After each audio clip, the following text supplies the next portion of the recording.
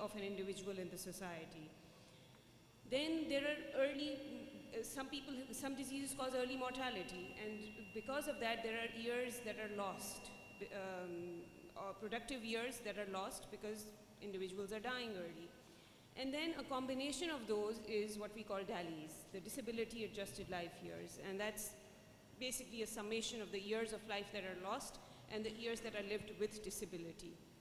Now, our interest here, when we talk about headaches or primary headaches, essentially, we know that they don't really cause mortality. So our focus here is on the years of life that are lived with disability, and that's how we're going to gauge the burden of these conditions, and you'll see some of these figures as we go along. So how does migraine cause a burden to an individual? So this is at an individual level. What are things that can happen when a person has a migraine? So there are phases of migraine, as we all know. There is an interictal phase, then there's a prodrome, there's an aura, then the ictal phase or the headache itself, and then there is a post-drome period. Now, all of us who've managed headaches, we realize that our patients have varying degrees of disability during these various phases of a classic migraine attack when they get one. So even in the interictal state, their activity may be limited because of fear that they might get an attack. You know, if they go out in the sun, they might get an attack because of that. So that is limiting their participation and hence their productivity as an individual in society. And then, of course, the prodrome has its own set of symptoms. Fatigue is a predominant symptom, and then people start to experience all sorts of sensory disturbances. So all these things, and in various, and then the ictal phase itself has, of course, its own, you know, the more severe it is, the more disability it causes, and the more productivity losses are there. Now, work and school life similarly can get affected because of this. Then, of course, the burden is also not just in terms of the productivity of an individual, but also in terms of direct medical costs that come from these symptoms. And then there are indirect costs. For example, in my clinic, some patients, when they have a severe attack, they have to take time off. So you are giving them 2 days of sick leave for a severe migraine attack. So that absenteeism basically also affects the productivity and adds to the burden. And even when they do end up going back to work, they're not their 100%. So then for the world as a whole, the journey kind of really started when we started to recognize the kind of burden that migraines are causing. And this was in 2000 when the migraine first featured as an important cause of burden to individuals in society. Then it was in 2003 that the global campaign against headache was launched, and this UK-based charity has a huge contribution towards our better understanding of how headaches, how prevalent headaches are and how they're affecting our individuals. So they came into the project and they had two clear objectives. One was to secure the inclusion of this potentially debilitating disorder and to get it more public health importance. And they wanted to push, migraine had already started to surface as an important cause, but they wanted to push the fact that tension-type headaches are also an important cause of burden to society, and medication overuse headaches are also increasingly becoming a burden. Their second objective was to show that headache disorders collectively were among the top 10 causes of disability worldwide. Then it was so you see how migraine and headaches are climbing up the ladder in terms of disability. So it was in 2010 that migraine became the 7th highest cause of years lived with disability, which is one of the measures that we talked about. And the tension-type headache was the second most prevalent disorder in the world. Now there's a slight difference when we talk about the prevalence of a condition and the disability it causes. And the disability that, so for example, migraine is, to us, is, as neurologists, and I'm assuming that I'm addressing neurologists mainly, migraine causes so much more disability to an individual compared to a tension-type headache. So with the same pretext, the global burden of disease also assigned weights to these conditions. And the weights that was assigned to migraine was around, on a scale of 0 to 1, so it was around 0.4. But the weight that was assigned to tension type headache was much less, which was 0.03. And as a result, the burden is not depicted, but the prevalence of tension type headache was actually quite high. Then in 2013, migraine climbed the ladder further. It became the 6th highest cause of years lived with disability. And then at this time, medication overuse headache surfaced, and it became the 18th highest cause amongst the 20 big causes of years lived with disability. MOH was the 18th. And collectively, the headache disorders were the 3rd highest burden in terms of years lived with disability. Then in Global Disease, Burden of Disease 2015, this medication overuse headache was included not as a separate entity, but as a sequela to migraine. And that pushed migraine even further. So at present, and I'm not sure if any more recent data will be presented during this conference, but this is 2015 Global Burden Disease Study, where migraine was the 2nd highest cause of years lived with disability. This is again from the same region, and I wanted to put this slide up because there is a mention of North Africa and Middle East, where the headache disorders collectively were the 3rd highest in terms of years lived with disability. So these are just some of the highlights. I think I already spoke to you about the burden. So the disability weight that is given to tension type headache is just 0.036, whereas the disability weight for tension type headache is 0.434. So even though migraine is less prevalent in terms of burden, it carries a higher burden. Now, I'll come back to Mena region, and the rest of my talk is basically focused on the data that emerged from the Mena region. You will hear much more details, I believe, from other speakers who are coming from the region, but my purpose is just to give you an overview of the kind of data that exists at this point in time, and to realize where deficiencies are there, and to sort of then conclude how to move forward. So this was my search strategy. I looked at the primary headaches, mainly migraine, tension type, and headaches as a whole, and then along with the name of the country. I used 2 search engines, Google Scholar and PubMed. I restricted myself to the last 20 years and to English language. And if I have a more recent study that I can quote, then I've kind of ignored the previous ones. And when I can see a systematic review that's kind of bringing together stuff for me, then I'll present that data also. So I'll start with Saudi Arabia. Now, Saudi Arabia has very recently started to come up to have these studies. It's a big country, but very recently we've started to see some studies coming out on headache prevalence. And this one here is showing self-reported sample of 4,393 respondents, and the migraine was reported by 27% individuals. The female to male ratio was 2.9:1. Now, as I go through these studies, there are a few things that I want you to keep in mind. I want you to keep in mind how was the study conducted, what was the method of sampling, because all these affect the results, and what tool is being used to kind of collect this data, because that introduces diversity, and who is collecting the data. Is it a self-reported thing, or is a neurologist assessing and telling us that this is a migraine or a tension type headache? So these are factors that may affect the numbers that you're going to see now. Then there was another study that came also this year in 2018, where they looked at the prevalence of migraine headache in Taif city. This was a cross-sectional study, and even though they titled it as a prevalence study, it's not really a prevalence study. It was done in the setting of a clinic where they looked at patients who were all headache patients. So this is not a prevalence study. All they reported were frequency of migraine amongst this set of population. So true prevalence studies should actually go to community level. They cannot be done in a clinic setting. So we do not consider that this is actually gauging the true burden in the community of migraine. Then this is another study which is, the strength is that it was a community-based study. It was done through a multi-stage stratified random sampling. This came out last year. The migraine tool that they used was an ID migraine test, which is even available online. And it's a self-reported questionnaire. So patients would just mark, you know, how many days they had a headache, what were the characteristics of the headache.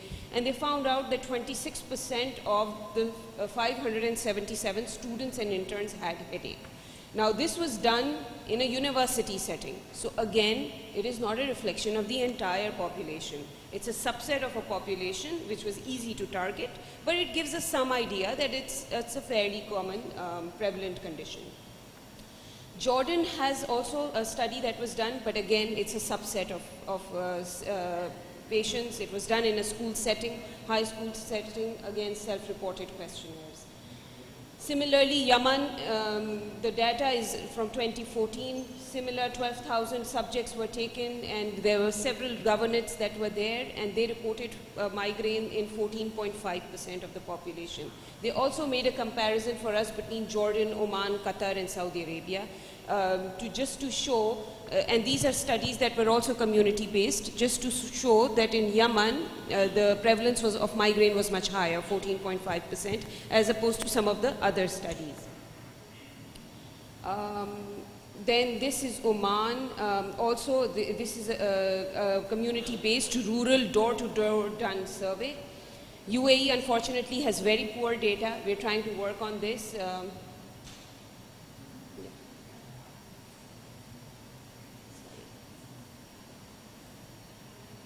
Okay. So then Qatar has one study in which they looked, which was a PHC-based cross-sectional study. They also did a multi-stage stratified sampling, and they used the International Headache Society criteria. Again, migraine was around 8% in this population. Then we look at pattern of headache in school children again. So you see a lot of studies are done on some subpopulation, you know, like people went to a school, or they went to high schools, or they went to a university setting. So that's not really a true reflection of the community as a whole. It does give you some idea, but not everything. Kuwait has this very beautiful study actually. This was again a multi-stage random cluster sampling that was done. And they used two sets of questionnaires. They used the ICD-2 criteria of headache diagnosis. And they did 15,500 face-to-face interviews. Okay, now that itself carries some value, you know, more than 15,000 face-to-face interviews where they found that 61% of the individuals had some sort of primary headache disorders. And they found that tension-type headache was more prevalent than episodic migraine, which is also what the global burden of disease study tends to suggest. Okay, and they also looked at the productivity losses that were associated. So how many work days were lost because of this? How many housework days were lost? How many social and family days were lost? So this is all adding to the thing. Okay, now Iran has a number of studies. There's a very nice systematic review where they pooled the prevalence of from 30 studies, and they showed that migraine was present in around 14% of the population. Now I've tried to find some stuff on each country. It's difficult for me to go into the details of every single study, but when I conclude, I'll let you know what I think about the data. Iraq, unfortunately, has been a war-torn country, so we don't have... Time, please. Can I just put the last slide and I'll finish? 1 minute. Thank you. I'll just... Okay. So Egypt has some very nice studies. I wish I had had a chance more recently. There is one that was done in Asuat, and there's another one that was done in Fayoum.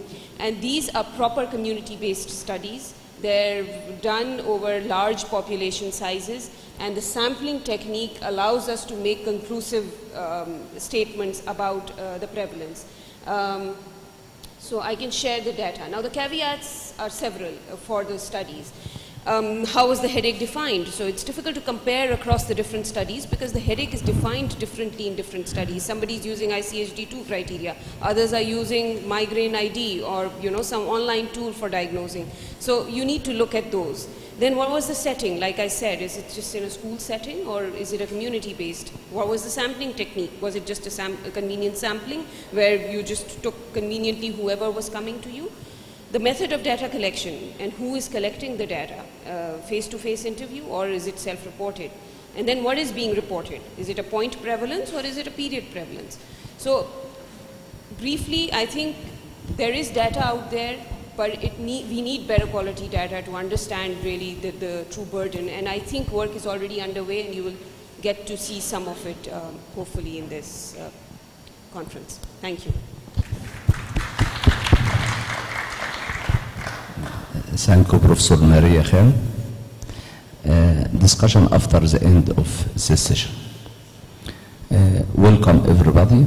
صباح الخير جميعا. أهلا وسهلا ومرحبا بكم في بلدكم الثاني مصر. Welcome in our country, Egypt. It's a pleasure to introduce Professor Naguib Qasani from Morocco, Head of Neurology Department, Mohammed El Khamis, Hospital, Marrakesh. We speaking on first epidemiological door-to-door study about it in Morocco. Professor Naguib.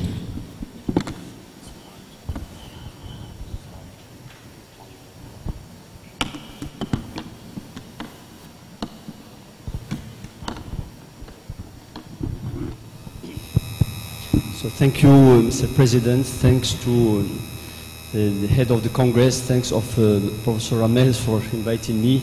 So it's an honor for me to be here in Egypt today and to start this experience of MENA conferences and African conferences about headaches.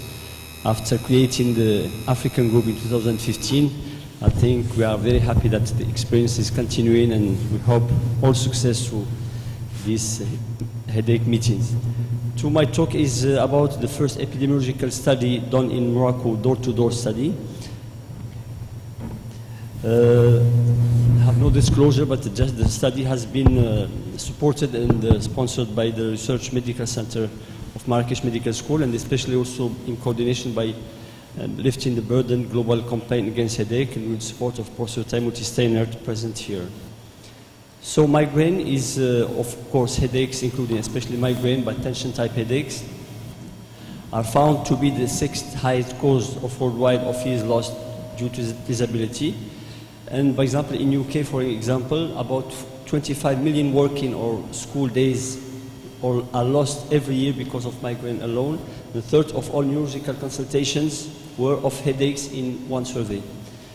That means that headaches is a major problem in our daily practice in neurology, but also in general practice. So the goal of our first epidemiological study is to give data from Morocco, because we had just some hospital and some out clinics epidemiological studies, to compare many variables and also to fill the gap in data in our center, and also to inform the policymakers, especially the Ministry of Health, in order to take seriously the case for Parkinson, for Alzheimer, and epilepsy. WHO also report highlights the high frequency of headaches and other impacts. For example, 47% of adults experienced headaches at least once during the last year. 1.7 to 4% of adults all around the world suffer more than 15 days per month from headaches. And in Morocco, few data showing, for instance, 13% prevalence of migraine. So I think that are some results allowing us to do more studies in headaches. So what's the situation in Morocco? As you know, that's just a brief summary about the healthcare system in Morocco. So the university system is represented by 5%. As you see, the military system, 5.5%. The public, non-university, nearly 50%. And private system, also nearly 50%. And about neurology in Morocco, as you see, I think it should be the same situation in Egypt. So the majority are concentrated in big cities, as you see, 50% around Casablanca and Rabat. And in the area of Marrakesh, we have only 11% of all the 160 neurologists present in the country. What are the previous studies in Morocco? So we did many studies in hospitals, but mainly two real very serious studies about migraine. First one in Casablanca showing 12.7%, and second one in Marrakesh showing that the prevalence of migraine is around 13%. Also, we did some other studies about traditional practices in headaches. We established that 18% of our patients are suffering of headaches at least once and visiting at least once the healer before seeing the physician. So now I will talk about our first study, door-to-door study realized in Morocco. So it has been done with the support and the assistance of Professor Timothy Steinert and the burden attributed to headache disorders, lifting the burden.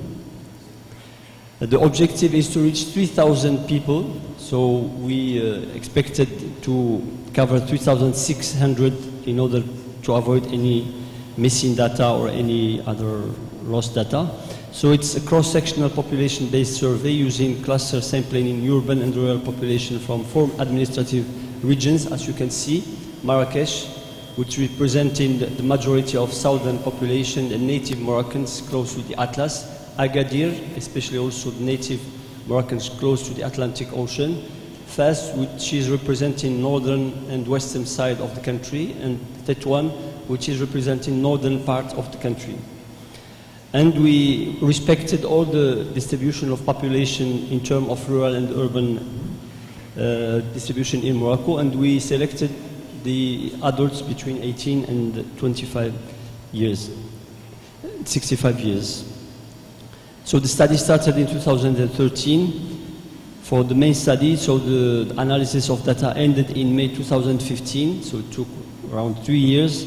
And now we are starting reports and papers since 2 years. We start by pre-pilot study about 10 cases just to see about the questionnaire, because we used the English questionnaire, which has been translated to the Arabic, written Arabic one, which has been used in Saudi Arabia. Then the problem is that in Morocco, as you know, in Egypt, we don't speak written Arabic, we speak spoken Moroccan language, so it's quite different. And in order to avoid any confusion, so we translated to spoken Arabic, and in the other step, we translated again from spoken Arabic to English in order to validate the translation. And we work with volunteers and medical students from the 7th year and some GPs. And about the pilot study, it concerned 200 cases.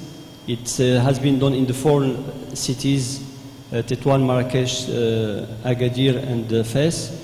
And the goal is the final validation of the questionnaire between pre-pilot and pilot, and also to appreciate the best methodology, and also to see the local difficulties faced and how to be solved, because we faced many difficulties depending on the region, and also some ideas about refusal rate.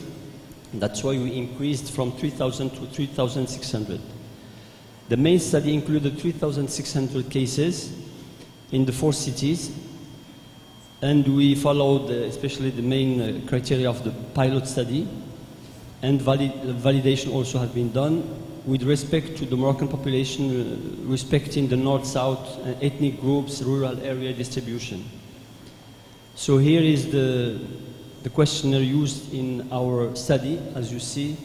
So it's translated in spoken Arabic, so the interviewer has just to ask the question written on the questionnaire in order to avoid any interpretation of the question and to avoid any bias. So the section of this epidemiological study, it was concerning demographical data, screening questions, diagnosis of the most burden and some headaches, and also about headache yesterday, about the burden of headaches, and also the SHONA, the symptom questionnaire, and we trained also the interviewers. So how to measure the burden? So we studied the frequency of day over the last year of the headaches, the intensity, not bad, quite bad, very bad, loss of productivity with the HALT score, and also paid time, housework time, social time. Disability was evaluated by disability weight per frequency per month and duration of attack, and also the healthcare care utilization over the last year and the willingness to pay concerning any etiology. Statistical analysis, so we used the SPSS 16.0 for Windows. The result of these studies, so demographical data, the mean age was 33 years, with female predominance, about 63%. Married people were found in 70%, and the educational level, 68% in primary, 72% have professional activity, and the economical level in 64% was middle income, low income in 31%, and people are speaking native language in 15%, and 70% spoken Arabic. But as you know, in Morocco, the majority are speaking spoken Arabic.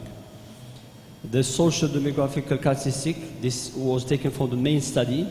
So we obtained 3,442 responses, which is quite higher than the expected number, 3,000. Mean age was 38.5 years, plus minus 13 years and a half, and with the female predominance, 52.6%. The impact of headaches, so we find that 85% are suffering from headaches in that study, I think, which is quite higher number, and similar to the main studies, except the Saudi Arabia one, with it's lower than 20.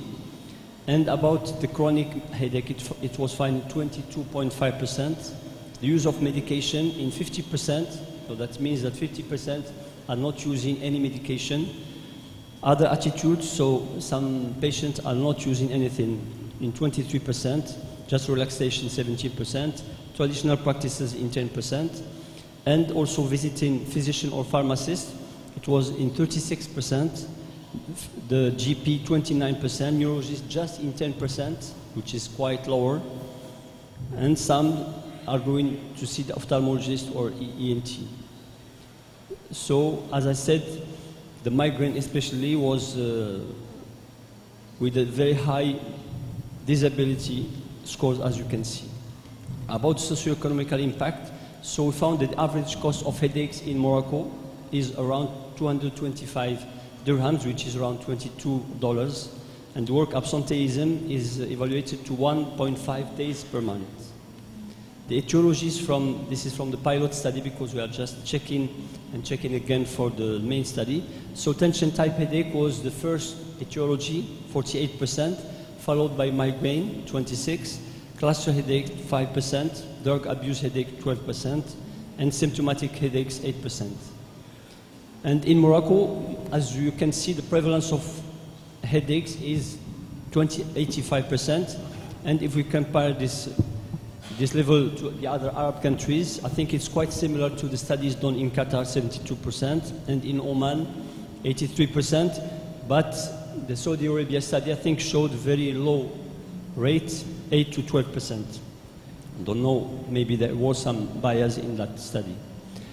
About the frequency of last year, number of days, as you can see, tension type headache, it was 32, compared to migraine 39, and probable medication overuse 153. About the headache intensity, so as you can see here, so the patient for migraine found it quite bad and very bad compared to tension type and probable overuse medication. About loss of productivity, so time attributed to any headache number of days over the last time. So the lost paid work time was around 1.2, the lost household work time 2.1, and lost social time 0.6. Loss of productivity attributed to migraine by gender. So you can see comparing to migraine and tension type headache and probable medical use headache. So I think you can see it's quite higher in migraine, also in medication overuse headache.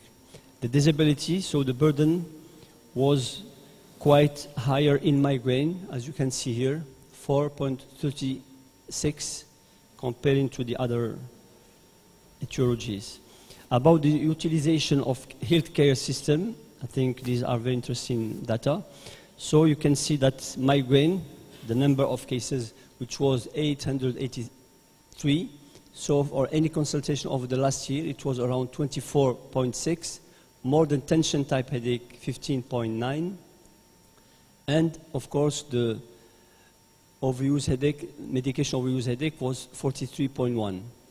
And neurologists, I think, are coming not in the first rank, so we can do a lot of sensitization for patients in order to see the specialists, especially neurologists.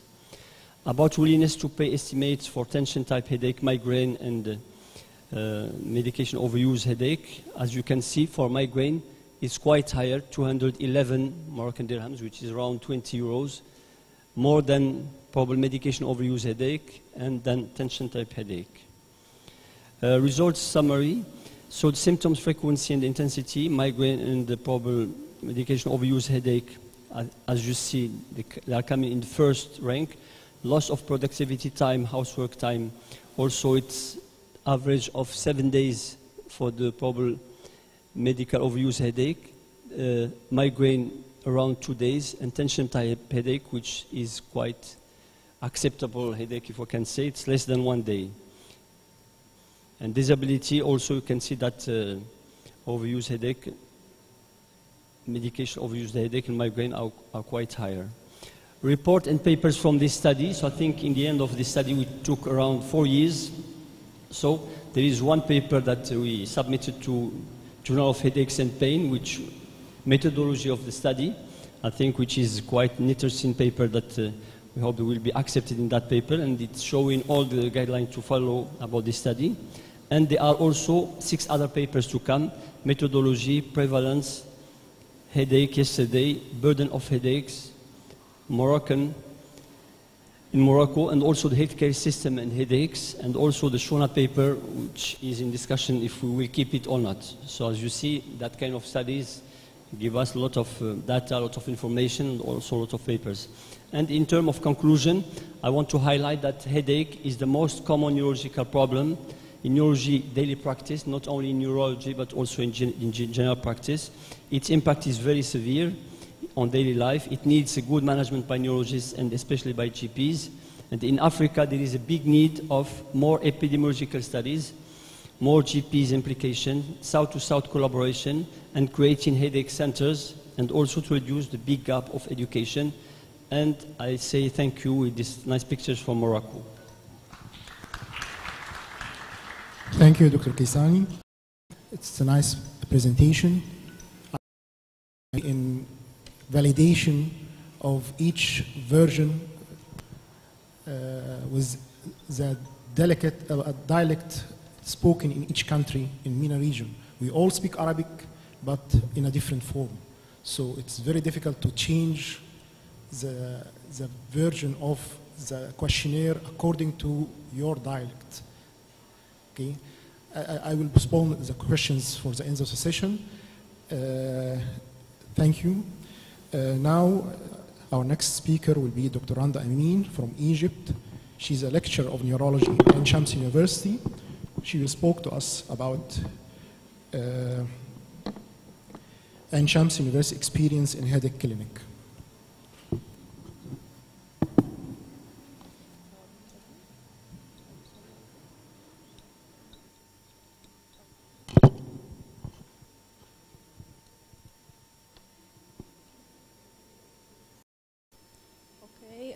I would like to thank everyone who came to the conference.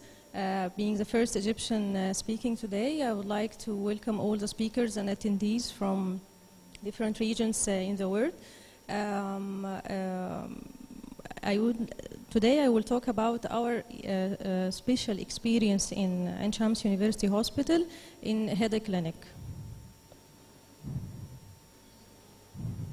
I will give a brief introduction about the clinic and analyze the characteristics of a sample of headache patients, the headache services we have in our department, and the research experience we had, and our hopes for future in our university. Okay, before speaking about our clinic, I want to give a brief introduction about our hospital. Ain Shams University Hospital, or Adimir Dash Hospital, named by this name referral to the honorable man who donated a piece of land to erect this hospital.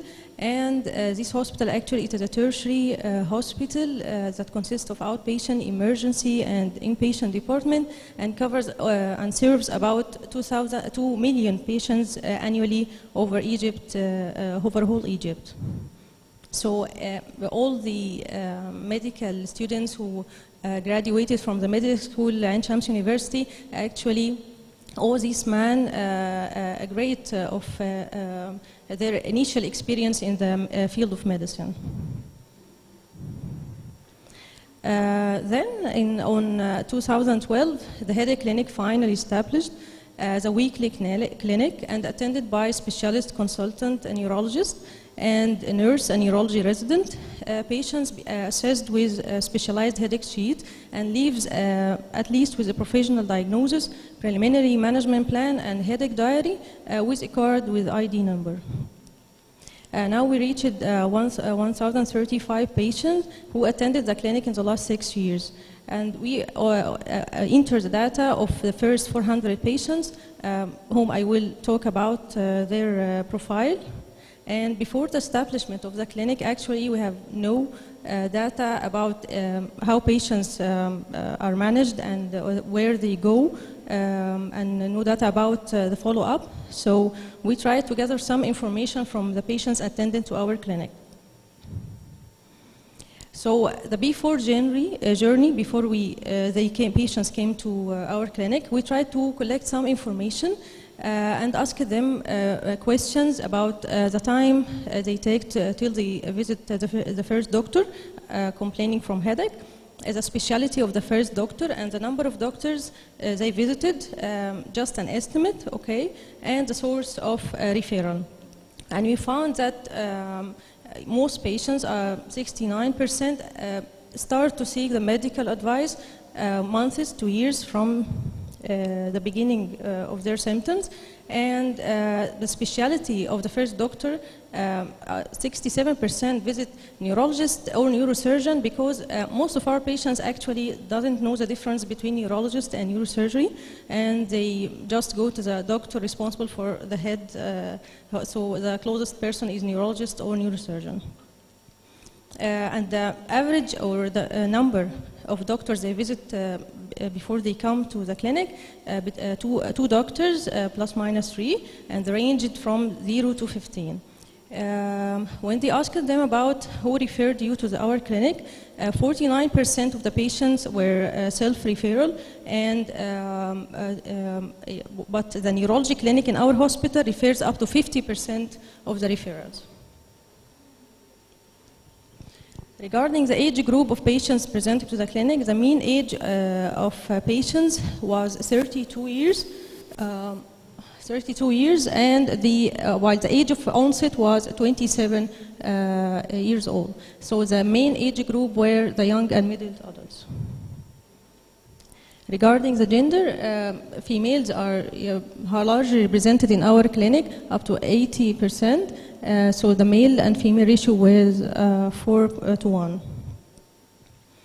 And we asked the patient about their educational level, and found that 34% were students and 39 graduated, while 23% just reads and writes. And this information was essential for us because if we want patients to follow with us with the headache diary, so the patient needs to at least read and write, while 5% were illiterate. Regarding the employment, unfortunately 75.3% have no fixed salary. They are unemployed between students and wives, so they are hugely burdened. They are dependent on their families. And when we try to figure and have an idea about the management they talk before they presenting to us, we found that 33% of the patient did an brain imaging, but actually it was only in 6% of them with significant finding. And regarding EEG, only 5% did the EEG, previously diagnosed, we asked patients, did you know what you have? Any doctor told you, do you have what type of headache or so? 92% doesn't know their actual diagnosis or even a professional diagnosis. Regarding the treatment they receive, 97% of our patients presenting to the clinic doesn't receive any specific treatment, only analgesics. Either they self-medicate or only doctors prescribe analgesics. Regarding the types of the headaches presented to us, it's well known that clinic register is different from the epidemiological studies. So primary headaches, the most common of it is migraine in our clinic, and all the primary headaches were 76%, okay?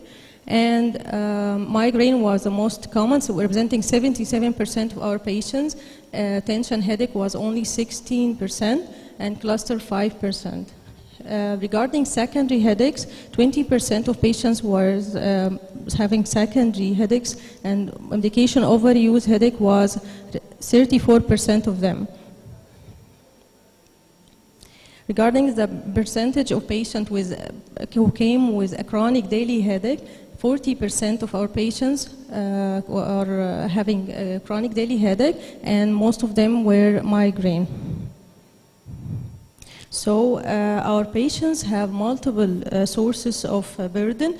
As I told, chronic daily headache, 40%, medication overuse in 34% of the patients, and no specific treatment in up to 90% of the patients, and the high prevalence of unemployment. So they are hugely burdened, dependent on their families, and doesn't know what they have, what is the management. They only have a problem called headache. And we noticed that most of our patients use the term, I have the usual headache, and I came to you because I have an unusual headache. But actually, when we ask patients, what do you mean by unusual headache? Actually, they told me that the unusual headache that doesn't respond to analgesic anymore, or it is became more frequent, so it is not the usual headache I have, and it is more prolonged or persist for more days, and it became more severe. But actually, when we analyze these patients and we try to educate them what is the difference between the headache, which is usually unusual, which is actually unusual, and what is the actual headache, as I say, usual headache, we find that most of them have experienced this headache before, so it is not a new onset headache. This is actually the same headache you have, but you didn't receive the proper treatment. So it is actually, I think there is nothing called usual headache. And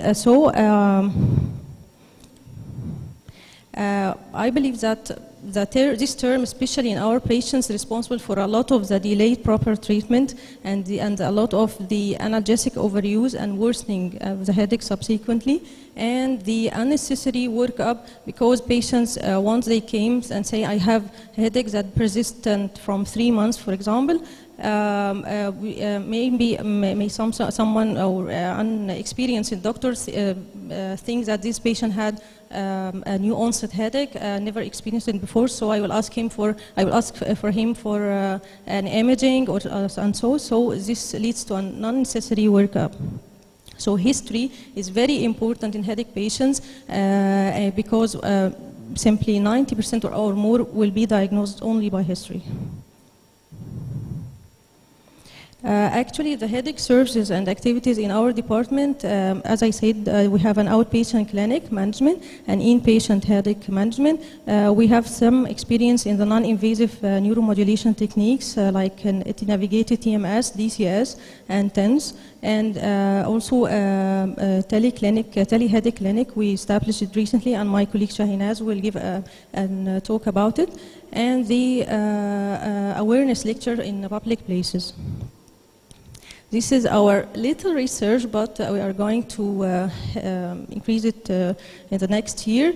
As I said, the experience in the transcutaneous electric nerve stimulation in chronic migraine patients with tender points. This was a poster in an international conference, and half reduction in the number of the attacks in episodic migraine. We used the RTMS, targeting the dorsolateral prefrontal cortex. And our ongoing research in vitamin D in migraine and CGRP in patients with migraine treated by nerve block.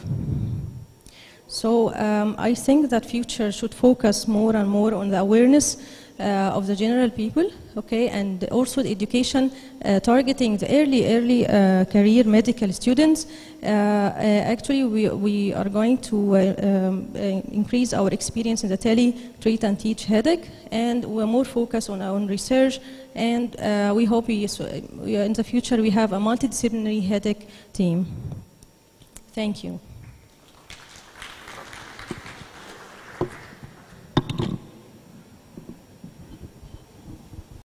Thank you, Dr. Randa Amin, for this interesting lecture. It's a pleasure to me to introduce Professor Yahya Obayabu from Nigeria. Welcome. Where is Professor Yahya? Not found.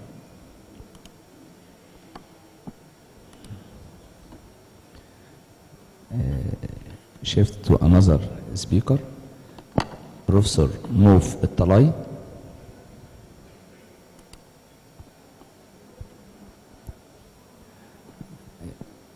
It is a pleasure to me to introduce Professor Nouf Talai from United Arab of Emirates.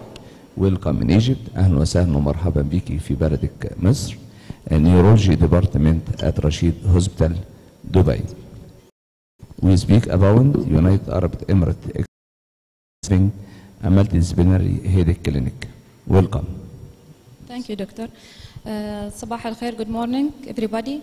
My name is Nouf Talai. Actually, today my presentation is instead of Dr. Abu Bakr because of unfortunate event happened to him, so I'll be covering him. My presentation today will be about UAE experience in having multidisciplinary headache clinic. Actually, I will not be talking about the headache clinic and the whole UAE. It will be mainly about Dubai city. So Dubai Emirates is the second largest Emirates after Abu Dhabi. So let's start. So Dubai Health Authority, actually it consists of hospital, primary health centers and specialty centers such as thalassemia, infertility and genetics and other. Our hospitals are mainly four governmental hospital, Rashid Hospital, Dubai, Latifa and Hatta Hospital. Actually, neurology service and department, it is located in Rashid Hospital, where we'll be receiving a large number. All neurology cases in Dubai will be referred to neurology department in the Rashid Hospital. We also receive many cases from other Emirates, the other 6 Emirates. It has been shown in the last year's survey that approximately a neurology department OPD clinic have receiving the second most busiest clinic in DHA, which account approximately 5,000 patients per year. 40 to 55 of this, to 50% of these patients are actually headache patients. So from this, we have like a really big burden of patient clinic and headache patients in our clinic. From that point, an idea of headache clinic being established. Other than this, there was different objective of this clinic. First of all, it is to have a better service of serving patient with headache complaint. As we understand, there is many patients who have been having headache, have been underestimated for their neurological disorder, being seen many doctors because their headache diagnosis and their medicine not well optimized. And the second objective of this clinic is to have a good approach to the patient in the residential area, because having an appointment in the tertiary hospital was difficult for some patient of long or wait delay and long duration for their appointments. And the third thing is to establish a data collection for the patient to have a better understanding of the neurological diseases in UAE and mainly in regards to headache disorders. So headache clinics in DHA, it is actually been established recently. It is a new clinic established in December 2017. It is like been having a weekly headache clinics in 2 main Primary Health Center, Al-Barsha Health Center, Nad Al-Hamar Health Care Center. Those is the main and the busiest health BHC in Dubai, and it's a 24 hours BHC. First plan about having this headache clinic was to have 2 clinics per month. But because of the big burden of the patient required and demand from the BHC physician, it has been increased to 8 clinics per month. So we are having now 8 clinics per month in the BHC. And we have weekly telemedicine headache clinic, which will be seen in the next slide.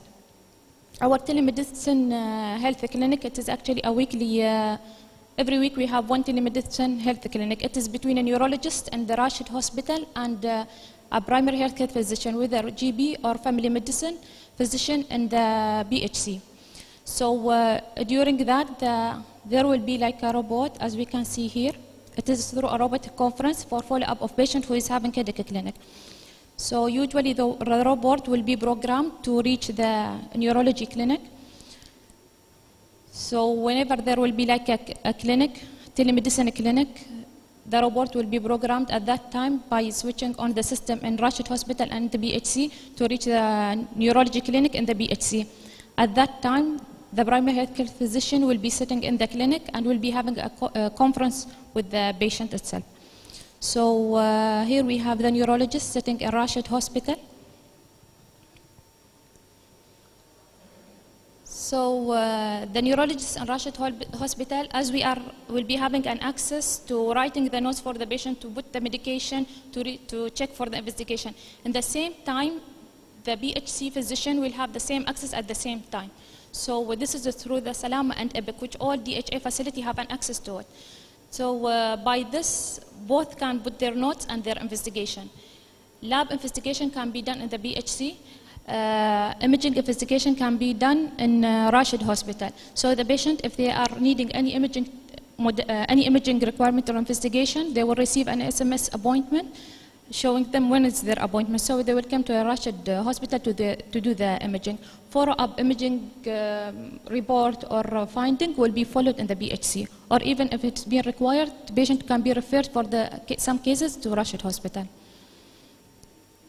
After the patient will be discussed and seen, investigation is done and notes is being written, the patient can do all the lab investigation, and all the medication can be taken from the BHC instead of coming to the Rashid Hospital. So this is saving more time and make life easy for both the patient and the physician itself. So our headache team actually consists of it is a multidisciplinary team, consists of a neurologist, BHC physician, neurology nurse, retina exam nurse, and psychologist. First of all, the neurologist. And the neurologist, mainly in the headache clinic, as we know, many headache patients being misdiagnosed or mismanaged because of the misdiagnosis. So we need really a good history and a really good examination to find out what type of headache patient is having, and accordingly we treat it. So neurologist will spend more time in the headache clinic with the patient to find out what type of headache he is having. At the same time, BHC physician will be in the clinic. By having the BHC in the clinic, this will allow them to learn and to experience more how to take a good history and how to manage patient with headache disorder. At the same time, we have a neurology nurse. Neurology nurse will be the first nurse who will be seeing the patient when they are arriving to the clinic. At that time, they will do the full assessment. And if the patient is coming for follow-up, they will go through MEDAS. And for pediatric cases, they will go for BEAT MEDAS to know how the headache is doing with the patient. And after that, usually also a neurology nurse will help the patient. Some of them will be assessed or screened for other disorders, for example, depression or sleep disorder or any of those. Also, the patient will be having direct access to a neurology nurse through the hotline, where they can, if they have any complaint or new changes in the headache or because some side effect of the medication, they can directly call the neurology nurse and she will guide them how to go from there. Then we do have retina exam nurse. If a neurologist during their assessment in the clinic, they find like the patient should go for further fundoscopic examination or for any eye examination, in the same clinic, the retina exam nurse will be sitting. She will do fundoscopic examination, and images of the fundus will be directly sent to the doctor in his desktop, so he can visualize it and take the further management. Finally, all the headache patient will be referred to the psychologist from the clinic itself on the same day for further management of about lifestyle modification and stressors, how they can manage it, sleep disorders, and others. So what we offer, actually the main things about this clinic is really what we see and what we noticed that the patient have been seen this is a big change is the patient education.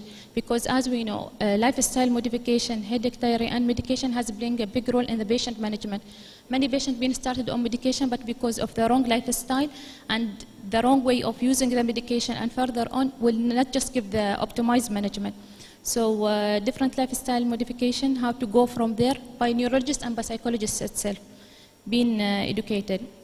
Headache diarrhea, the point of headache diarrhea is very important. It is very emphasized on the patient why we do have the headache diarrhea and why we go from there. Because having this will allow them to be more close to how to do their headache diarrhea. And we give them the option of having like application on their smartphone so they can upload this all their diaries on this one. Medication, different type of medication, being educated to the patient about the prophylaxis, about the acute management, and how we can have the different option. So failing one option will not give you the chance of not having a good headache management. We do offer different types of, whether at acute management or in the prophylaxis, other than the other medication and oxygen therapy, nerve block, Botox injection, neurostimulation, sphenopalatine ganglion blocks is still in the process, and monoclonal antibodies is in the plan of the headache clinic to be implanted inshallah soon. Other things, as we said, communication is very important with the neurology nurse, and in some cases, interactable cases, they will be having an access to the neurologist also.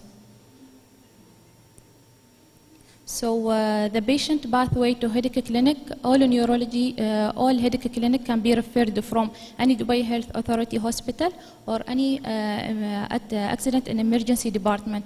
Primary healthcare center will be having access to send the patient to headache clinic. Specialty clinic in any DHA hospital, Rashid Hospital General Neurology, as we also see many of patients in Rashid Hospital in neurology, in our General Neurology clinic who is having headache disorder. So still we are seeing them. For the patient who is stable can just be follow up in BHC. Telemedicine actually being referred from one of the BHC, as we say, because it is mainly a follow-up clinic. So in the current state, as we are just new in this, with having this project, it is like in the last 7 months, our maximum number of the patient was in both general neurology and in the BHC, reaching 1,552. As we know, the most common, again, the same in our population is migraine, and the main age group is between 25 to 45 olds. Female to male ratio is 2.5 to 1. So this is just a general idea in the just last 7 months. So from that headache clinic, we can have a better approach about data collection and demographic differences in regards to the headache disorder in UAE. There is ongoing survey about patient satisfaction with headache clinic. Inshallah, by the end of this year, it will be analyzed to see how the clinic is going on for further change or adjustment in the clinic. So thank you.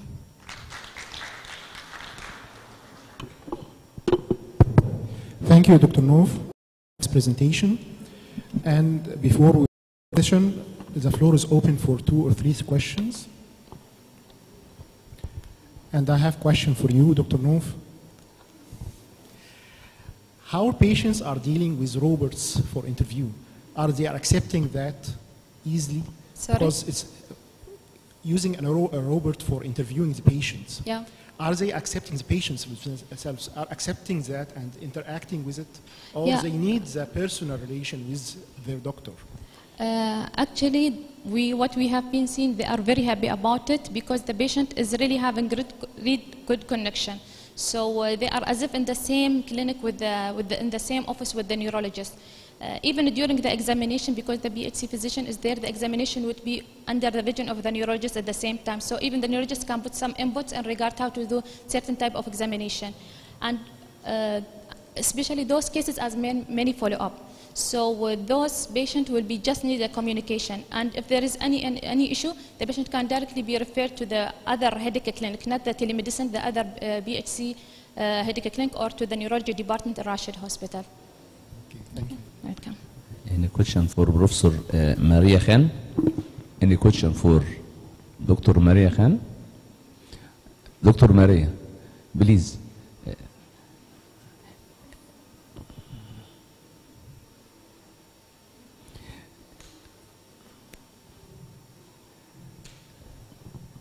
In your paper,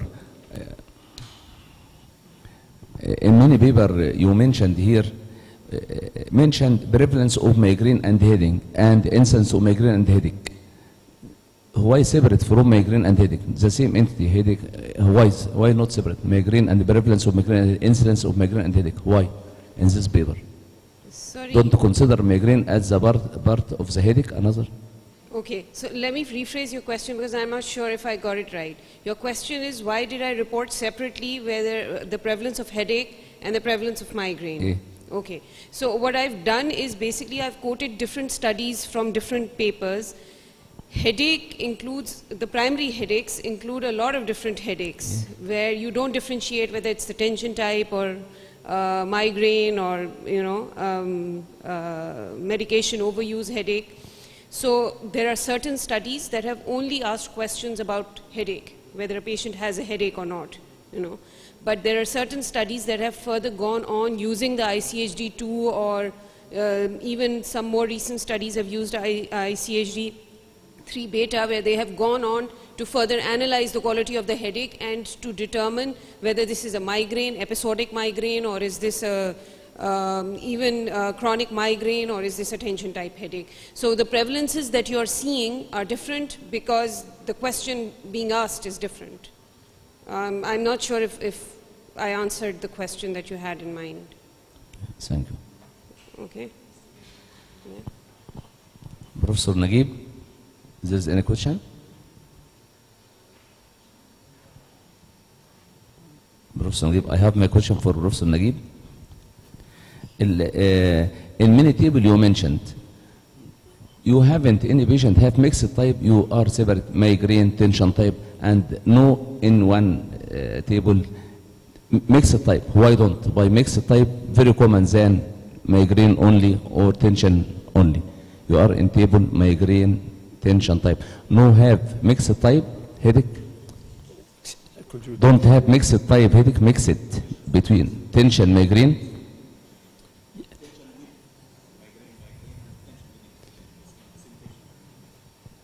Mixed.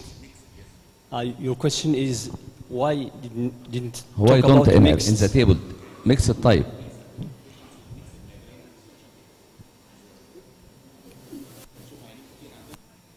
Of course, here we have. I think this is just. Yes. I think if you can see the study, just to analyze the etiologies in the pilot study. The main study, it's just being controlled, and I think in the end we will, of course, sort out not only tension type migraine, but also mixed tension type and migraine and all the other types. I think it should be maybe finalized in this coming weeks or months. But this is not final etiological table. This is just, of course, sorting out with Professor Timothy Steinert and will be published. Another small question. In head of your session, first epidemiological door-to-door study about headache in Morocco. How you mentioned Morocco and the Maghreb? In mentioned Morocco and the Maghreb. Morocco means the Maghreb, or this difference? No, you are mentioned in title here Morocco and the Maghreb. Why? Because there is no other epidemiological study done in Maghreb, in Tunisia and Algeria. A real epidemiological door-to-door study. Maghreb is a... Morocco and the Maghreb. No, Al-Maghrib is Morocco, but Maghreb is the 5 countries: Libya, Mauritania, Algeria, Tunisia. اصل هو كتبها في الموروكو عند مغرب. Maghreb al-Aqsa. Yeah, thank you.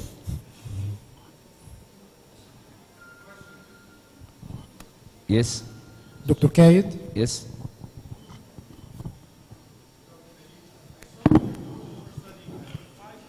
Incidence of cluster and tax.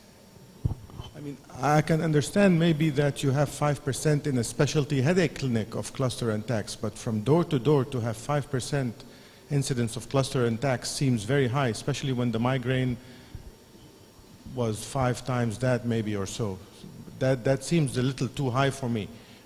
How sure are you that these are truly cluster and tax and not just migraine with some autonomic features and which people get all the time? I think, as I said, this is just the results from the pilot for etiologies. But for the main study, I think of course we have, because the interviewers was medical students from 7th year and GPs. Of course, maybe there are some bias in diagnosing patients, but this will be checked by algorithm for all the database, and I think at that time we'll sort out the final etiology. But I think I agree with you, because in our daily practice it should be a little lower than migraine, but not that lower at 5%, maybe 10 or 15. Maybe I can just answer to your previous question about the translation from Arabic to spoken, but because this is, I think, is problematic in our Arab regions, because speaking Egyptian and speaking Lebanese and the Arab Emirates are quite different. And if you can use the literature, the written Arabic for Moroccan speaking, I think we'll have a lot of confusing information, because we did validated from the written Arabic to spoken Arabic, and we did translate it again from spoken Arabic to English with the help of our Professor Martin Timothy Steinert. Because I think the interviewers have just to read the question as it's written in spoken Arabic, because that will avoid any bias in. But if you use Egyptian dialect, I believe everybody will know it because of the media. I think from the films, Lebanese and Egyptian are quite famous, but not for some illiterate patients. Dr. Randa Amin, any question for Dr. Randa Amin? Dr. Randa, in your study, prevalence of migraine and tension headache, migraine high in your study. It's not actually, you didn't publish it yet. It's just an estimate from the first 400 patients came to the clinic. Okay? I just... عكس كل الدراسات التنشن. The prevalence in headache clinics is totally different from the general population, because in headache clinics the most burdened patients and most disabled patients came to seek medical advice. Yes. And actually the prevalence of migraine comes on top of tension, and actually in the prevalence in epidemiological studies the difference. Ask for medical advice, not the prevalence, not the prevalence. No. Oh, yeah. Okay. Okay. Thank you. Thank you much.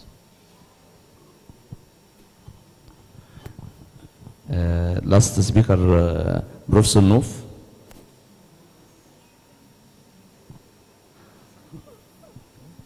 Just small question, Professor Nouf. Have any experience in management of migraine about monoclonal antibodies? Treatment of migraine by monoclonal antibodies. Have any experience and results in Emirates?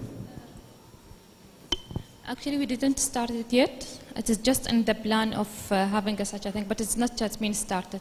It's just to add something new to add it to our headache clinic, as it's just been recently approved. Okay. Thank you. Now this session is closed, and we are inviting the next speakers and chairpersons for the second session.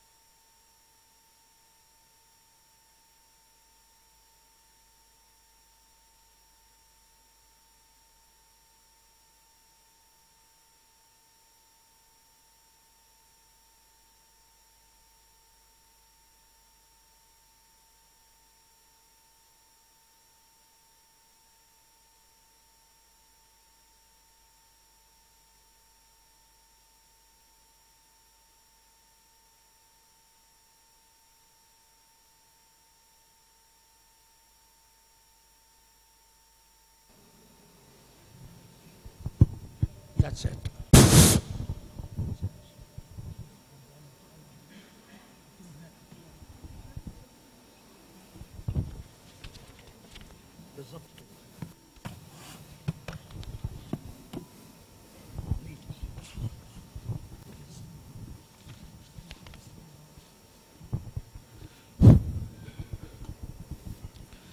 Bismillah ar-Rahman ar-Rahim.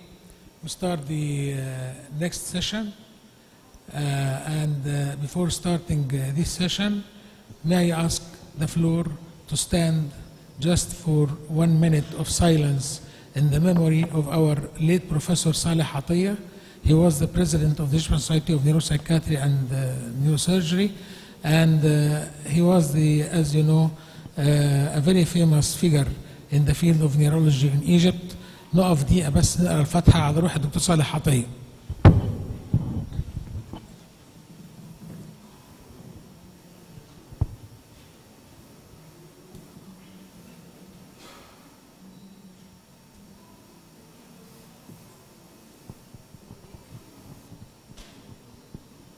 Okay. Actually, it's my pleasure and it's my honor to share this session with the great professor, Dr. Anwar Al-Atrevi, and he is not very old, not very older than me, but actually he is my professor. This is a secret. Okay, Dr. Anwar will introduce the first speaker. Well, it's a pleasure to be the friend of Professor Tamawi and all the chairing person of this session, Hamdi Tilawi and Mohammed Al-Tamawi, are best friends. Saying that I'm his professor would make you expect his hair to be black and mine is white. However, we can do wonders in this world now, and we will try to really pass to you the same message. Even chronic headache can be treated. Even the most difficult cases of migraine can be tackled. My interest in headache started with the great man I will present to you today, Professor Timothy Steiner. We were in connection, and I will never forget his first visit to Egypt, the 3rd of September to the 7th of September, 2012, where he started educating me into the burden of headache. Professor Steiner well attracted me, his title. He is a professor of Norway and UK. I don't know how he could really manage to travel between the two sites and then come to Africa. I wouldn't expect him to have that time. But he was working with the World Health Organization in making everyone, everywhere, recognize the impact of headache. I will never forget his primary lecture in 2012, where he passed to us the knowledge that headache is one of the worst 10 diseases that causes disability. He invited me then to really join as one arm in Egypt, and the chairman at that time of the Egyptian Society agreed that we be part of an international study with Morocco and other centers. Unfortunately, we had an unlucky start to the study. Yusri Sinusi passed away, and we had a revolution. It is about time to get in link again with this great man who put us on the map to combat with a very serious illness called headache. Professor Timothy Steiner, thank you for coming again, and I'm quite sure we will enjoy every minute of this day with you. Thank you very much for that overwhelming introduction, and good morning, ladies and gentlemen. My visit on that occasion was memorable for a number of reasons, not least of which, as I tried to get home Egypt Air went on total strike, and I was actually stuck here for 3 days longer than I expected, and thank you for your hospitality on that occasion. I'm going to give a talk now which is essentially an update on the talk that I gave in Marrakesh rather more than a year ago. You may notice a subtle change in the title of my presentation. I'm going to talk about the GB studies 1990 to 2017. In your program it says 2018.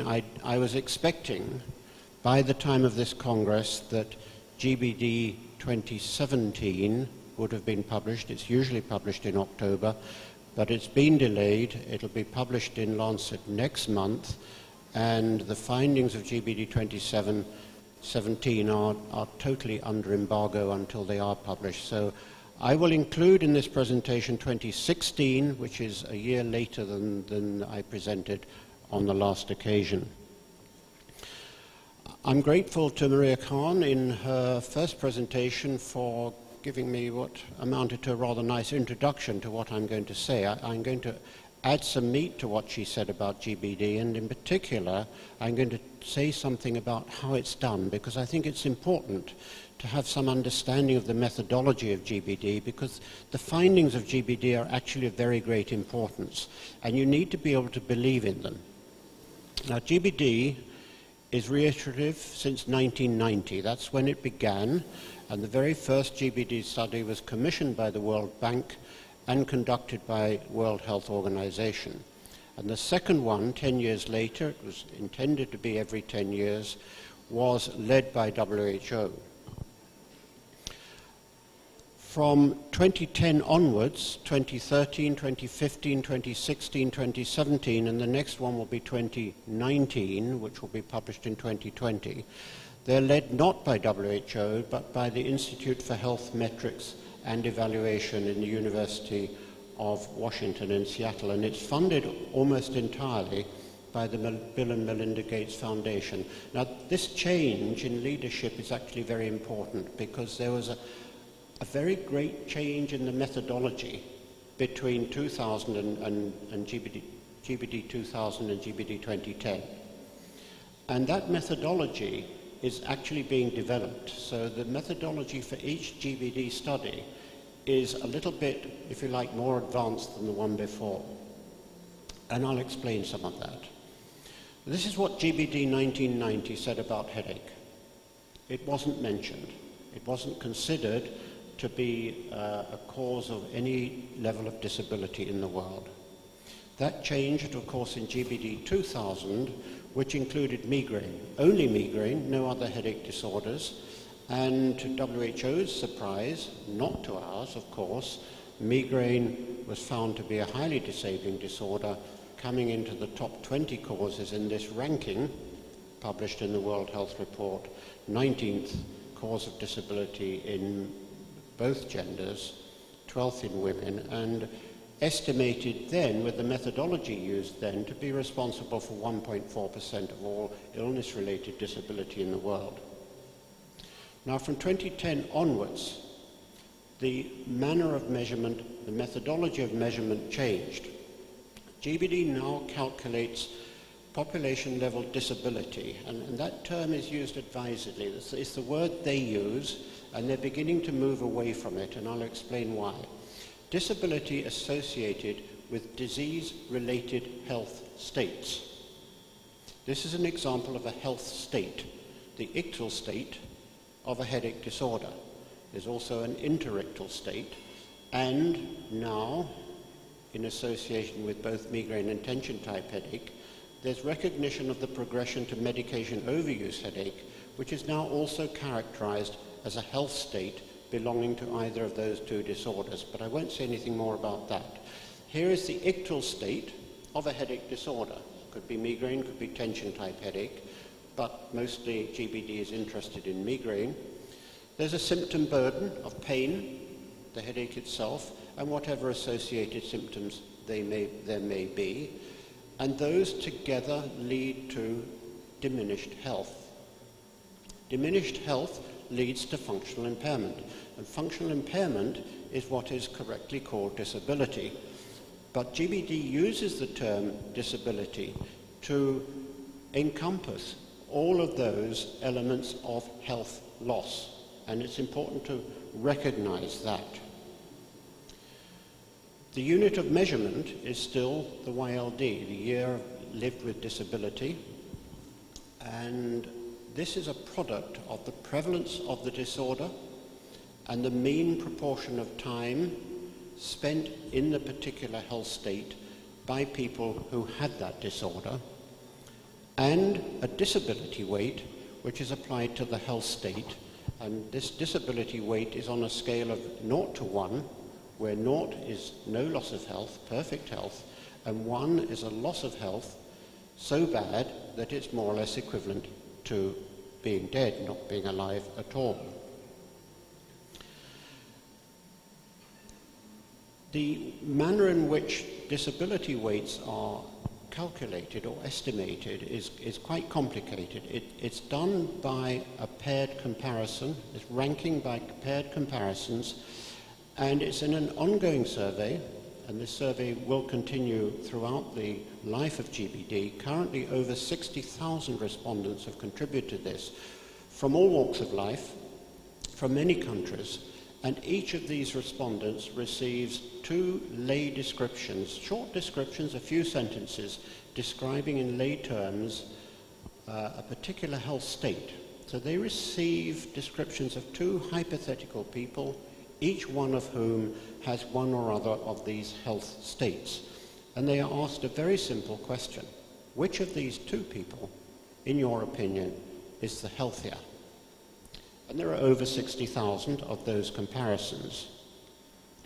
Then there is a statistical modeling which ranks those, uses those, the outcomes of those comparisons to rank the various health states on a continuum. And the argument is, the concept behind this is that if you take 100 people and you ask them to compare health state A with health state B, and 50%, and say which is worse, 50% say A and 50% say B, then the probability is that those 2 health states are really rather similar in terms of the loss of health that follows from them. So, for example, 70% may think that severe depression is worse than blindness. 90% may think that blindness is worse than arthritis. And with those 60,000 comparisons, with statistical modeling, you can use that not only to rank these health states, but also to estimate the distances between them and put them on the continuum, as I've indicated there on the right of the slide. Now we can anchor that at the bottom end, because many of these health states are very close to perfect health. But what we cannot do with this process is know where the top of this continuum is. Where is death on this scale? That requires another exercise. And this is done through population health equivalence questions. Imagine 2 health programs which are implemented. One of these health programs will prevent an illness causing rapid, more or less immediate death in 1,000 people. Those deaths will be prevented. Another program prevents an illness causing immediate total deafness in 2,000 people. Which program produced the overall greater health benefit? If a consensus emerges, or an average view emerges, that those 2 programs are similar in terms of the health benefit they produce, then that is in effect saying that to be totally deaf is half as bad as being dead. Now, of course, you can vary these numbers. The 2,000 could be 3,000 or 5,000 or 10,000, and in that way you can get an estimate of how people generally perceive a particular health state in comparison with being dead. It directly compares spending the rest of your life, or a person's life, in a specified health state, or being dead. And there on the right you have on a continuum. Now between 0 and 1 is anchored at each end, the various health, a selection of health states. And migraine, as you'll see in a moment, comes sort of just below the halfway mark. So that's how it's done. Here are the disability weights for a number of disorders, but the headache disorders are there. These are all the ictal states. There are also disability weights for the interictal states. As has been mentioned earlier, headache disorders do have an interictal disability, migraine more than tension-type headache. But these are for the ictal states. The interictal disabilities have not yet been included in estimates by GBD. So tension-type headache, very low, less than 4% disability. Migraine, 0.441, 44% loss of health. And medication overuse headache is included there. It was separately estimated for GBD 2013 at 0.22. And of course, the importance of that is that the time spent in ictal state with medication overuse headache is very much higher. But I'm not going to say anything more about either of any of these diseases other than migraine. So calculating population level YLDs for headache, for migraine. YLDs are the product of the mean proportion of time in ictal state among people who have the disorder, and that itself is a product of attack frequency and attack duration, times the prevalence in the population of interest, times the disability weight of the ictal state. For example, if you take migraine in a hypothetical population of 10 million people, let's say the prevalence is 15%. That's about the current estimated global average. It's low, but that is nonetheless the current estimate of the total of the prevalence of migraine. So that's 1,500,000 people in this population have migraine.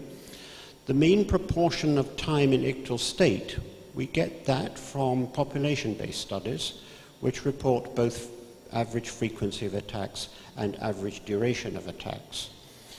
And they give us an estimate. Our best estimate for a global average at the moment is 8.5%. 8.5% of time is spent in a migraine attack by people who have migraine.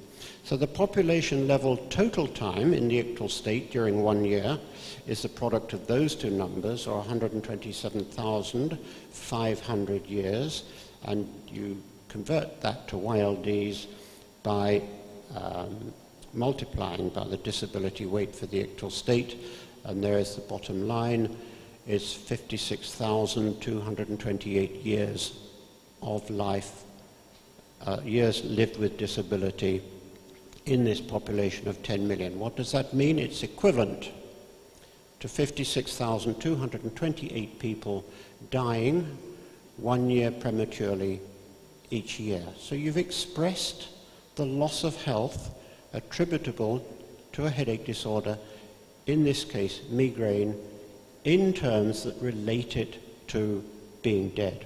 And that's how GBD works.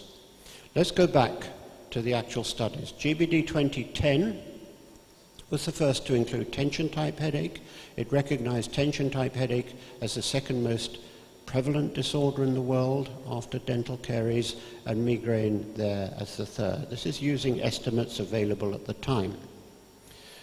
By GBD 2015, migraine had been recognized as the seventh highest cause of disability, up from, it was actually at 7th in GBD 2010 and in GBD 2013, up, if you remember, from 19th position in GBD 2000.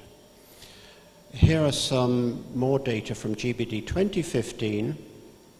There at the top you see in both genders, all ages, ranking is 7th, causing 4.17% of all YLDs in the world on the estimates at that time. And what was interesting from these data is it turned our thinking on its head with respect to where migraine occurs. Migraine is not a disorder of high-income countries. Well, it is, but it's equally a cause of disability in low-income countries. And at the bottom there you can see the ranking in each of these, high income and low income. It's 6th place, which is actually higher than the global average. And also here you can see Sub-Saharan Africa, 6th place, higher than the global average, and North Africa and the Middle East even higher, 5th place in GBD 2015. Now GBD 2016, this is the most recently published one, and this is quite a nice depiction of all loss of health in the world attributable to disease. It shows each one in blocks. Here and here, they have this, they put things together. They put back and neck pain together, and it's questionable whether you should do that. In my opinion, an awful lot of neck pain properly belongs to headache. But at any rate, here is migraine, quite a big blob, and here is tension headache. Here is migraine and tension headache.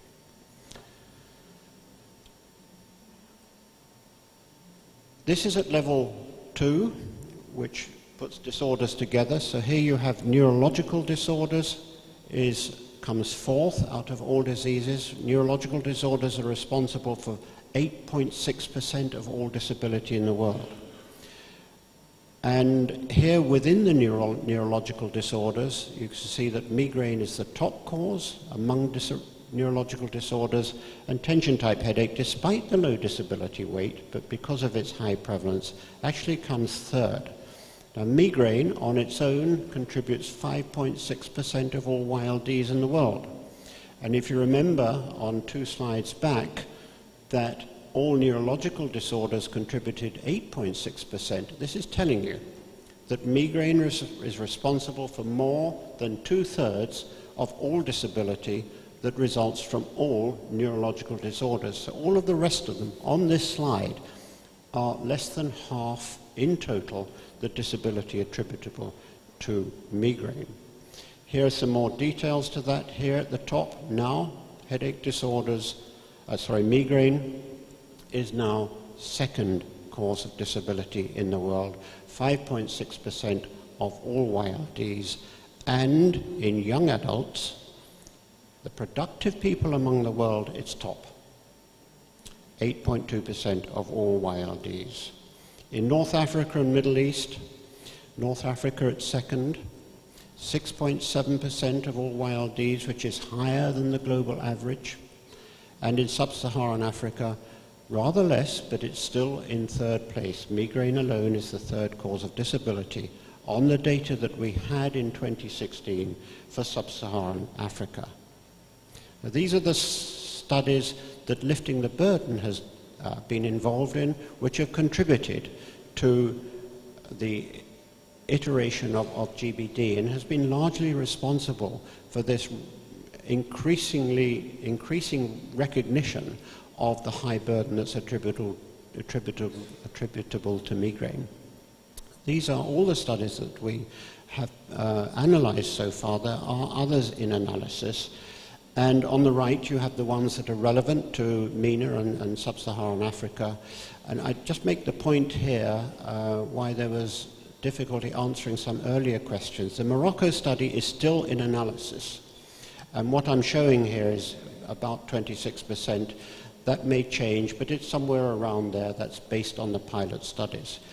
The important point here is that all of these studies, with the exception of China, where the prevalence appears to be low, in all of the studies, the prevalences that we find for migraine are considerably higher than the best current estimate for the global mean prevalence of migraine, which is 15.1%. They are all significantly higher, which means that as we do new studies, as we feed these into GBD, we're going to see the estimates for the burden attributable to migraine and for other headache disorders continue to rise, not only in MENA and Sub-Saharan Africa, but in the whole of the world. So, I just reached my last slide.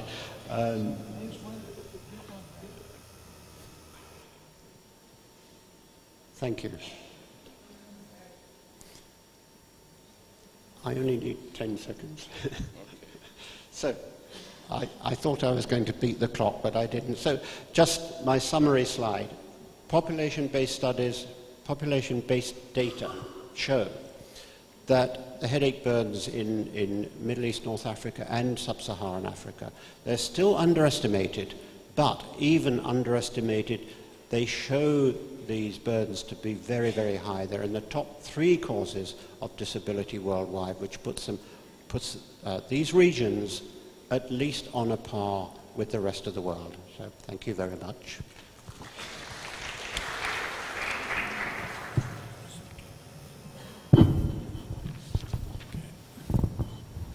Thank you, sir, for this very nice illustration.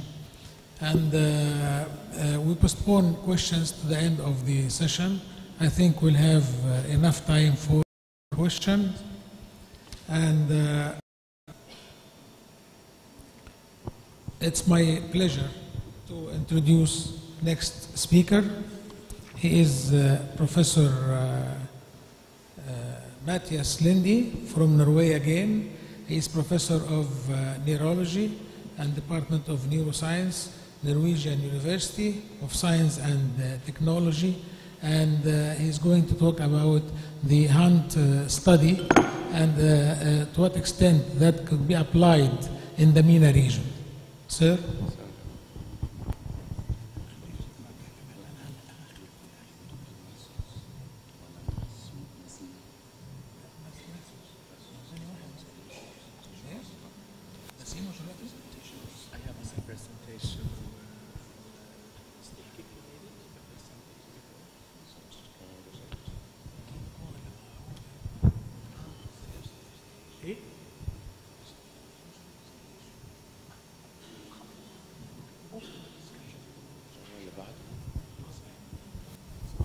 We'll take a few minutes for the discussion because there was a problem in the...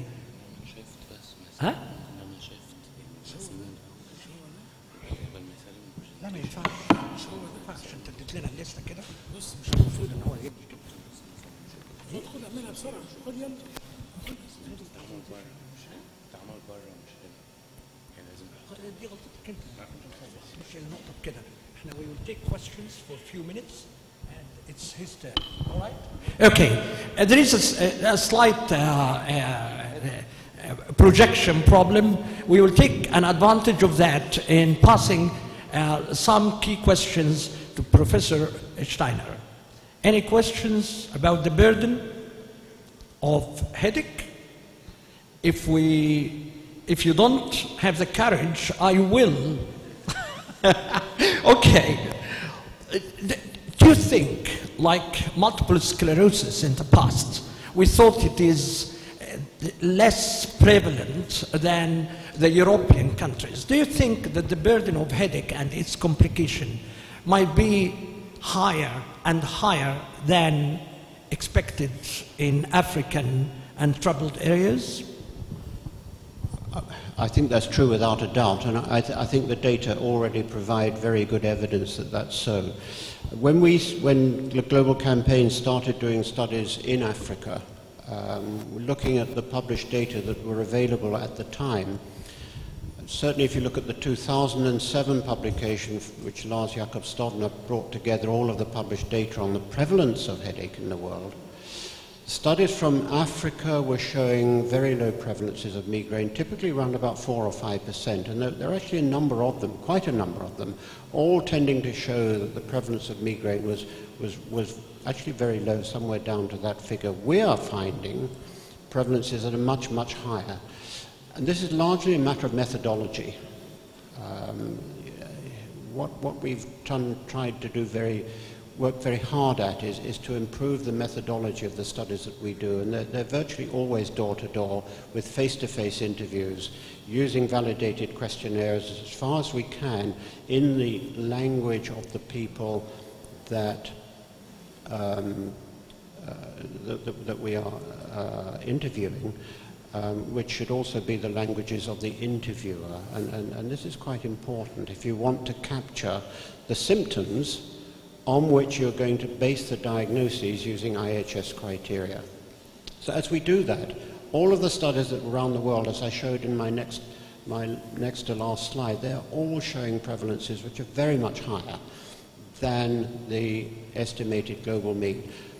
Not only in Africa, in MENA and sub-Saharan Africa, everywhere in the world, well, even in China actually, because the previous best estimate in China was less than 1%, and now it's 9.3%, but in particular in sub-Saharan Africa and in Middle East countries where we're showing prevalences of migraine well over 20%, much higher than the global estimate.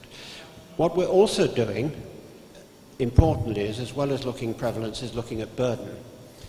And we apply the disability weight to prevalence to calculate YLDs, but we also look at lost productivity and economic costs and other estimates of burden. And the more we do this, the more we find the burden to be, the higher it becomes. So that's a very long answer to your rather simple question. An excellent beginning. I can summarize it as an yes. Excellent beginning. Yes. I'll add to that when it comes to the therapies. There is a small drift that I passed to some of my colleagues in the hall. I think in addition to tension headache, I think that headache is used sometimes as a language. I'll talk more about that, if you allow me, on coffee breaks, etc. And there is a negligence of the headache as an illness behavior, a behavioral model which is very complicated, where people becomes really chronically ill with no hope of recovery. That's why when we mention treatments, we don't stop at drugs or injections or electrical stimulation. I don't think that robotics will replace doctors who can pick up depression, mask depressions, and abnormal illness behavior. How much of the chronic headache, you think, is a psychological disorder?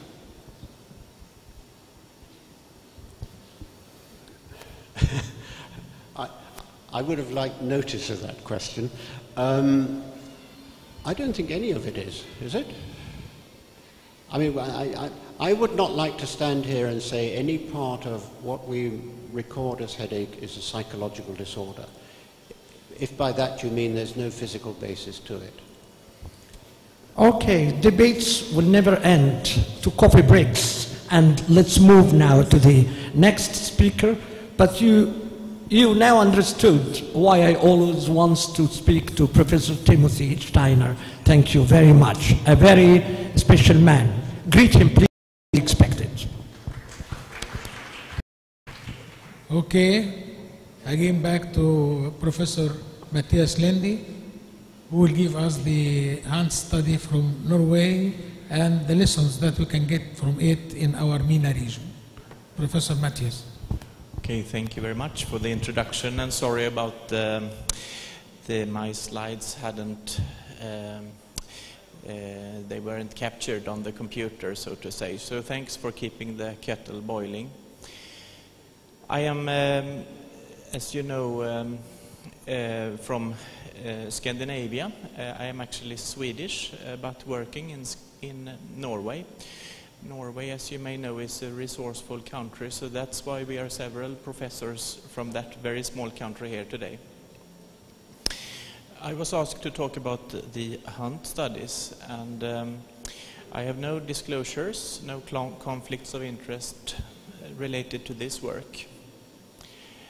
So I will begin by introducing you to the general methodology of the hunt surveys, and then we will talk about prevalence, which many of you have done here earlier today. But then I will sort of move it to the next level with associations and risk factors. For example, lifestyle factors, cardiovascular factors, and comorbidities of headache and migraine in particular.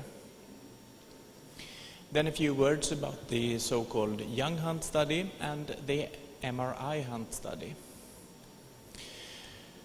So, as I mentioned, Norway is part of Scandinavia. It's very far from here. Today was a long trip for us. I was here 25 years ago last time. Cairo has grown. In the middle of Norway, there is a very small county called North Trøndelag. It has approximately 100,000 inhabitants, and there is very little moving in and out of that county. And everybody has been invited there to participate in an epidemiological survey. And this has been repeated in waves over and over again since the mid-80s. And the abbreviation for the study is the HUNT, the Health Survey of North Trøndelag. It is one of the world's largest, and if not the world's largest, study on headaches and other health disorders. So by now, 120,000 people have participated, and many of them have given blood and other contributions to the biobank. They all replied to a questionnaire, usually in writing, but sometimes interviewer administered. And the questionnaire contains many questions, and nested in it are 14 questions on headache, designed specifically to diagnose the most bothersome headache. So, and this is the sort of result that comes out of such a huge survey. You see the curves are nice and smooth like that. This is the prevalence of definite migraine. As you know, definite migraine is only part of the migraine spectrum. In addition, there is probable migraine as well. But you can see, and you know this very well, this is no news, the prevalence varies considerably with sex and age. And the most bothered or most burdened population are women in early life, early midlife. But as I mentioned to you, we are not only able to estimate the prevalences, but also we can, for example, study changes over time in the HUNT survey. And this is very interesting. So we can look specifically here at migraine. During an 11-year period, migraine actually increased significantly in this part of the world, in Norway. It doesn't sound much, from 12 to 13% of the population, but in terms of absolute numbers of people, this is a huge increase actually. And we do not know the reasons. It's very unlikely to be genetic changes in such a short term. It probably has to do with environment. We can only speculate. And we have studied lifestyle factors as well. So we have seen that physical inactivity is a risk factor for developing headache, for example. And among those who have headache, in this case, in this table, migraine, there is an inverse association between the frequency of migraine and physical activity. So the people who exercise have less migraine. And most of us think that that's logical, because it's even part of the diagnostic criteria of migraine that it aggravates when you move. But what if it is the other way around? I mean, what if exercise protects against migraine? We, for example, also in the HUNT survey, we found that there is an inverse relationship also between the prevalence of migraine and oxygen uptake. So we moved that forward to a clinical trial, or actually several trials in Sweden and Denmark, and we found that yes, actually exercise is prophylactic, and its effect is comparable to that of medications. So this is an example of how epidemiology can be used to, from maybe it's almost the other way around from benchmark to from basic research, epidemiology, up to something that can be used in daily practice. Probably globally, not only in North Trøndelag. Another thing that is very likely to be global is the relationship between head traumas and headache.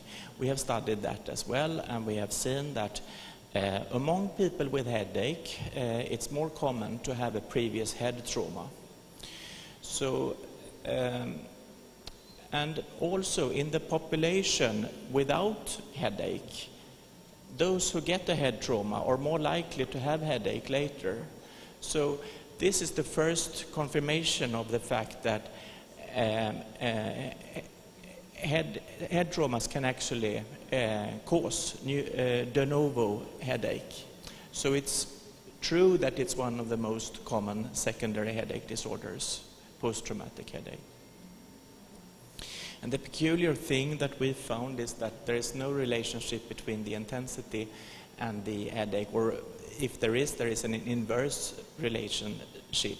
So the milder the trauma, the greater the risk of developing a new headache. There is only a logical relationship between the number of head traumas. So if there has been more than one head injury, the risk increases of future headache.